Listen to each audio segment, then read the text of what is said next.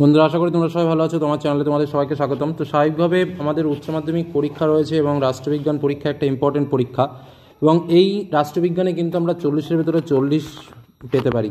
এটা কিন্তু যে খুব বেশি কঠিন বিষয় সেটা কিন্তু নয়, কারণ আমরা যেভাবে প্রশ্ন তোমাদের সামনে শেয়ার করেছি, অধ্যায়ভিত্তিক কোশ্চেন শেয়ার করেছি, তারপরে যে প্রশ্ন মডেলগুলো শেয়ার করছি, এগুলো যারা একটু প্র্যাকটিস করছো তাদের ক্ষেত্রে কিন্তু 40-এ 40 পাওয়াটা অবশ্যই আমরা আশা করব, কারণ এর মধ্যে দিয়েই প্রশ্নটা তোমরা পাবে। আজকের এই আলোচনায় আমরা ঠিক একই রকমভাবে 40টা প্রশ্নের উত্তর আমরা শেয়ার করব, যে প্রশ্নগুলো কিন্তু ভেরি ভেরি ইম্পর্টেন্ট, এবং আশা রাখবো এই প্রশ্নের মধ্যে দিয়েও কিন্তু তোমরা একাধিক প্রশ্ন পরীক্ষাতে কমন পেতে চলেছো। আর এই প্রশ্নগুলো কেমন রেডি রেখেছো সেটাও একটু দেখে নাও, যদি না জানা থাকে অবশ্যই জেনে পরীক্ষার হলে যাও, কারণ পরীক্ষার হলে এই প্রশ্নের কথা মনে পড়বে। প্রথম প্রশ্নের দিকে আমরা যাই। কার প্রধানমন্ত্রিত্বকালে ভারতে দ্বিতীয়বার সফল পরমাণু পরীক্ষা সম্পাদিত হয়? ইন্দিরা গান্ধী, অটল বিহারী বাজপেয়ী, মোরারজি দেশাই, ইন্দ্র কুমার গুজরাল। কার প্রধানমন্ত্রিত্বকালে ভারতে দ্বিতীয়বার সফল পরমাণু পরীক্ষা সম্পাদিত হয়? দ্বিতীয়বার। উত্তরটা কী হবে? উত্তরটা হচ্ছে অটল বিহারী বাজপেয়ী। পরবর্তী প্রশ্নে চলে আসি। পোখরান-2 পরমাণু শক্তি পরীক্ষা কোন বিজ্ঞানীর তত্ত্বাবধানে অনুষ্ঠিত হয়েছিল? রাজা মান্নান সিক্কা, হোমি জে ভাবা বা জাহাঙ্গীর ভাবা, রাজা রামান্না, আব্দুল কালাম আর চিদম্বরম, কে শান্তানাম আর চিদম্বরম। তো এর মধ্যে কোনটা উত্তর? পোখরান-2 পরমাণু শক্তি পরীক্ষা কোন বিজ্ঞানীর তত্ত্বাবধানে অনুষ্ঠিত হয়েছিল? উত্তরটা হচ্ছে আব্দুল কালাম আর চিদম্বরম, অর্থাৎ গদাগ। পরবর্তী প্রশ্ন চলে আসি। নো ফার্স্ট ইউজ নীতিটি কত সালে সর্বসম্মতিক্রমে গৃহীত হয়? 1998, 1999, 2002, 2003। নো ফার্স্ট ইউজ নীতি ভেরি ভেরি ইম্পর্টেন্ট কোশ্চেন, কিন্তু প্রত্যেকটা কোশ্চেন আজ এই মুহূর্তে যে প্রশ্নগুলো বলছি প্রত্যেকটা প্রশ্ন ইম্পর্টেন্ট, একদম বাছাই করা। তো নীতিটি কত সালে সর্বতি ক্রমে গৃহীত হয়েছিল? উত্তরটা হচ্ছে 2003 সালে। পরবর্তী প্রশ্নের ভেতরে চলে যায়। ভারতের অন্যতম পরমাণু নীতি ম্যাড এর পুরো কথাটি কী ছিল? Massive attack and destruction, mutually assured destruction, mindful attack and destruction, নাকি কোনোটাই না?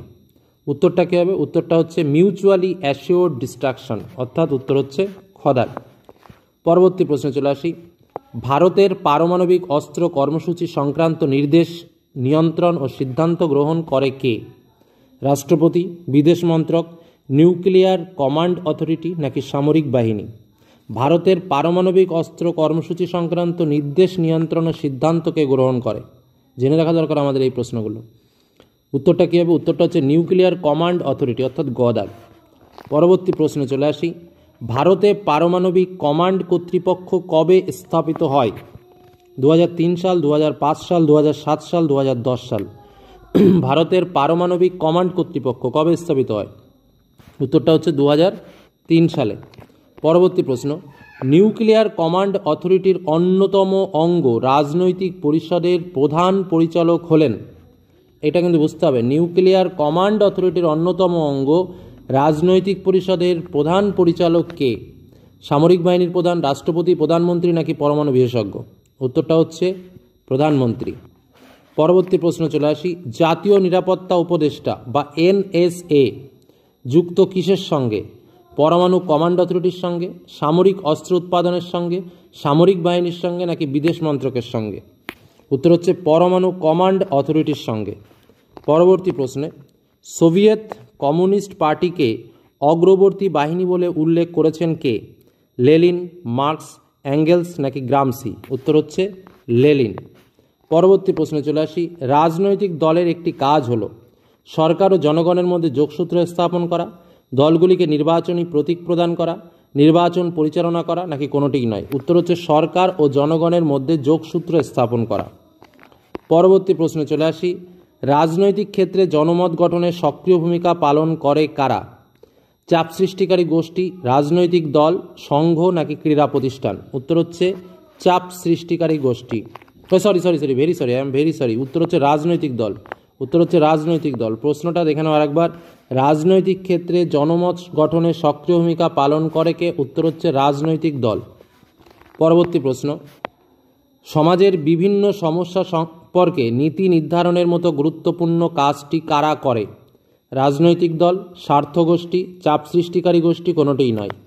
উত্তর হচ্ছে রাজনৈতিক দল। পরবর্তী প্রশ্নে চলে আসো। অ্যালমন্ড ও পাওয়েল এর মতে রাজনৈতিক দলের প্রধান কাজ কি? রাজনৈতিক নিয়োগ, রাজনৈতিক সামাজিকরণ, স্বার্থের সমষ্টিকরণ। আরেকটা যে সবকটি সঠিক, তো উত্তরটা কি? সবকটি সঠিক। একটা ক্লু বলে রাখি, যে প্রশ্নের উত্তরে অপশানে দেখবে সবকটি সঠিক, সেই সবকটি সঠিক অপশানটা একটু ভেবে দেখবে। এটা একটা টিপস দিয়ে দিলাম, কারণ মোস্ট অফ দ্য পার্সেন্টেজ 80% থেকে 90% উত্তর কিন্তু ওটাই হয় যে সবকটি ঠিক। এটা কিন্তু মাথায় রাখবে, এটা একটা শর্টকাট টিপস বলে দিলাম। নেক্সট, ভারতীয় জাতীয় কংগ্রেস প্রতিষ্ঠিত হয়েছিল 1880, 1885, 1990, 1995। উত্তরটা কী হবে? উত্তরটা হচ্ছে 1885 খ্রিস্টাব্দে। ভারতের দলীয় ব্যবস্থার উদ্ভব ঘটেছে জনগণের দাবি পূরণের জন্য, জাতি গঠনের পটভূমিতে, দেশের স্বাধীনতা সংগ্রামের পটভূমিকায়, নাকি ব্রিটিশ উৎসাহের দরুন? দলীয় ব্যবস্থার উদ্ভবটা কেন হয়েছে? জনগণের দাবি পূরণের উদ্দেশ্যে, জাতি গঠনের পটভূমিতে। কোনটা উত্তর? উত্তর হচ্ছে দেশের স্বাধীনতা সংগ্রামের পটভূমিকায়। প্রথম থেকে যদি আমরা লক্ষ্য করি এটাই হবে আমাদের মূল উত্তর। ভারতের দল ব্যবস্থা গঠনের ক্ষেত্রে অনুপ্রেরণা জুগিয়েছিল ব্রিটেন, ফ্রান্স, পর্তুগিজ নাকি মোগলরা? উত্তর হচ্ছে ব্রিটেন। পরবর্তী প্রশ্ন, খিলাফত আন্দোলন শুরু হয় কত সালে? 1919, 20, 21, 22? উত্তর 1920 খ্রিস্টাব্দে। মন্ত্রী মিশন ভারতে আসে কত খ্রিস্টাব্দে? 1943, 44, 45, 46? উত্তর হচ্ছে 1946 খ্রিস্টাব্দে। ভারতীয় স্বাধীনতা আইন পাশ হয় কত খ্রিস্টাব্দে? 1946, 1947, 48, 49? এটা খুবই সহজ প্রশ্ন, 1947। ভারতীয় স্বাধীনতা আইন অনুসারে সৃষ্টি হওয়া দুটি রাষ্ট্র কি কি? ভারত বাংলাদেশ, ভারত শ্রীলঙ্কা, ভারত পাকিস্তান, ভারত ও মালদ্বীপ। ভারতীয় স্বাধীনতা আইন অনুসারে সৃষ্টি হওয়া দুটি রাষ্ট্র, এটাই কিন্তু বিষয়। তো ভারত বাংলাদেশ দিলে কিন্তু হবে না, কারণ এটা অনেক পরে তৈরি হয়েছে বাংলাদেশ। উত্তর হচ্ছে ভারত ও পাকিস্তান। ভারতের প্রথম স্বরাষ্ট্রমন্ত্রী কে ছিলেন? বল্লভভাই প্যাটেল, লিয়াকত আলী খান, ডক্টর রাজেন্দ্র প্রসাদ? কোনোটাই নয়। উত্তর হচ্ছে বল্লভভাই প্যাটেল। স্বাধীন ভারতের শেষ গভর্নর জেনারেল কে ছিলেন? মোহাম্মদ আলী জিন্নাহ, জওহরলাল নেহরু, চক্রবর্তী রাজা গোপালাচারী, লর্ড মাউন্টব্যাটেন? উত্তর হচ্ছে চক্রবর্তী রাজা গোপালাচারী। কংগ্রেস ও মুসলিম লীগের বিরোধের পরিপ্রেক্ষিতে একটি ভাঙন পরিকল্পনা তৈরি করেন কে? Lord Mountbatten, Lord Wavell, Lord Wellesley নাকি ক্লিমেন্ট এটলি? উত্তর হচ্ছে লর্ড ওয়েভেল। 1946 খ্রিস্টাব্দের অন্তর্বর্তী সরকার প্রতিষ্ঠিত হয় বল্লভভাই প্যাটেলের নেতৃত্বে, জওহরলাল নেহরুর নেতৃত্বে, পট্টবী সীতারামায়ের নেতৃত্বে নাকি খান আব্দুল গফ্ফারের নেতৃত্বে? উত্তর হচ্ছে জওহরলাল নেহরুর নেতৃত্বে। সীমান্ত গান্ধী কাকে বলা হয়? এটা খুবই সহজ প্রশ্ন, খান আব্দুল গফ্ফার খান, এটাই উত্তর। ঠিক আছে, আমি আর কথা বাড়ালাম না।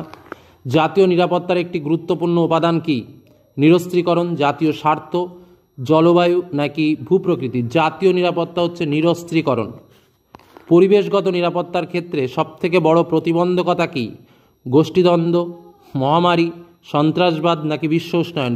পরিবেশগত নিরাপত্তা, অর্থাৎ উত্তর হচ্ছে বিশ্ব উষ্ণায়ন। রাষ্ট্রীয় নিরাপত্তা রক্ষার ক্ষেত্রে গুরুত্বপূর্ণ ভূমিকা পালন করে নৌবাহিনী, বিমান বাহিনী, শান্তিরক্ষা বাহিনী? কোনোটিই নয়। উত্তর হচ্ছে শান্তিরক্ষা বাহিনী। যৌথ নিরাপত্তার ধারণাটি প্রথম ব্যক্ত করেন Thomas Hill Green, Woodrow Wilson, Harold Lasswell নাকি পাওয়েল? উত্তর হচ্ছে উড্রো উইলসন। পরবর্তী প্রশ্ন, উড্রো উইলসন যৌথ নিরাপত্তার ধারণাটি প্রথম ব্যক্ত করেন 14 দফা কর্মসূচিতে, 10 দফা কর্মসূচিতে, 12 দফা কর্মসূচিতে, 6 দফা কর্মসূচিতে? উত্তর হচ্ছে 14 দফা কর্মসূচিতে। পরবর্তী প্রশ্ন, রাষ্ট্রের নিরাপত্তা বিঘ্নিত হওয়ার একটা অন্যতম কারণ হল দুর্বল নেতৃত্ব, জোট গঠন, অভিবাসন নাকি রাজনৈতিক অস্থিরতা? উত্তর হচ্ছে অভিবাসন। অসামরিক ও অপ্রথাগত নিরাপত্তার ধারণাটি স্পষ্ট রূপ লাভ করে ঠান্ডা যুদ্ধের পরবর্তী সময় থেকে, ঠান্ডা যুদ্ধের সময় থেকে, ঠান্ডা যুদ্ধের পূর্ব থেকে, দ্বিতীয় বিশ্বযুদ্ধের সময় থেকে? উত্তর হচ্ছে ঠান্ডা যুদ্ধের পরবর্তী সময় থেকে। পরবর্তী প্রশ্ন, বিশ্ব নিরাপত্তার ধারণা উদ্ভূত হয় কত সালে? 1990, 1991, 1992, 1995? উত্তর হচ্ছে 1990 খ্রিস্টাব্দে। পরবর্তী প্রশ্ন, আটলান্টিক সনদকে অনুমোদন করে ওয়াশিংটন ঘোষণা 1942-এ, তেহরান ঘোষণা 1943-এ, মস্কো ঘোষণা 1941-এ, লন্ডন ঘোষণা 1940-এ? উত্তর হচ্ছে আটলান্টিক সনদকে অনুমোদন করে ওয়াশিংটন ঘোষণা 1942-এ। ঠিক আছে, 1942 ওয়াশিংটন ঘোষণা। পরবর্তী প্রশ্ন, সেম প্রশ্ন হয়ে গেছে, ওয়াশিংটন ঘোষণা কবে ঘোষিত হয়? উত্তর 1942। পরবর্তী প্রশ্নে চলে যায়, 1942 খ্রিস্টাব্দের 1 জানুয়ারি কতগুলো রাষ্ট্রের প্রতিনিধি ওয়াশিংটনে সম্মিলিত হয়েছিল? 5টি, 20টি, 26টি, 30টি? উত্তর হচ্ছে 26টি। কোন সম্মেলনে সম্মিলিত জাতিপুঞ্জ কথাটি প্রথম ব্যবহার করা হয়? ওয়াশিংটন সম্মেলনে, মস্কো ঘোষণায়, তেহরান ঘোষণায়, ইয়াল্টা সম্মেলনে? উত্তর হচ্ছে ওয়াশিংটন ঘোষণায়। কে প্রথম সম্মিলিত জাতিপুঞ্জ কথাটা ব্যবহার করেন? Churchill, Roosevelt, Truman, TV সুং? উত্তর হচ্ছে রুজভেল্ট। দাতাত শব্দটির অর্থ কি? আক্রমণ, মিত্রতা স্থাপন, পরস্পরের প্রতি অবিশ্বাস পূর্ণ সম্পর্ককে সহজ করে তোলা, নাকি আগ্রাসী নীতি গ্রহণ? উত্তর হচ্ছে পরস্পরের প্রতি অবিশ্বাসপূর্ণ সম্পর্ককে সহজ করে তোলা। তাশখন্দ চুক্তি কবে হয়? 1963, 1963, 1970, 1968। উত্তর হচ্ছে 1966। আরও 3টে প্রশ্ন এক্সট্রা একটু প্রশ্ন করতে গিয়ে বেশি হয়ে গেছে, সেগুলো শেয়ার করে দিই। বার্লিনের প্রাচীর ভাঙা হয় কত সালে? 1989, 1990, 1991, 1992। উত্তর হচ্ছে 1989 খ্রিস্টাব্দে। কাদের মধ্যে SALT-1 স্বাক্ষরিত হয়েছিল? ভারত, চীন, America, Soviet union, America, Bharat, Bharat, Pakistan. উত্তর হচ্ছে আমেরিকা ও সোভিয়েত ইউনিয়ন। আংশিক পারমাণবিক অস্ত্র পরীক্ষা নিষিদ্ধকরণ চুক্তি অর্থাৎ PTBT কবে স্বাক্ষরিত হয়? 1960, 1961, 1963, 1962। উত্তর হচ্ছে 1963। তো প্রত্যেকটা প্রশ্ন কিন্তু ইম্পর্টেন্ট, প্রশ্নগুলো ভালো করে দেখে রাখো। আশা রাখি এর মধ্যে অনেক প্রশ্ন পাবে। আর যে প্র্যাকটিস তোমাদের আমি করিয়েছি কদিনে, যথেষ্ট প্র্যাকটিস করিয়েছি, অন্তত 3 থেকে 4টের উপরে প্রশ্ন শেয়ার করেছি, কিছু কিছু অধ্যায়ভিত্তিক নোটস দিয়েছি, সেগুলো যারা ভালো করে করবে তাদের আশা করি কোনো রকম কোনো সমস্যা হবে না, ফুল মার্কস তারা কমন পাবে। ধন্যবাদ।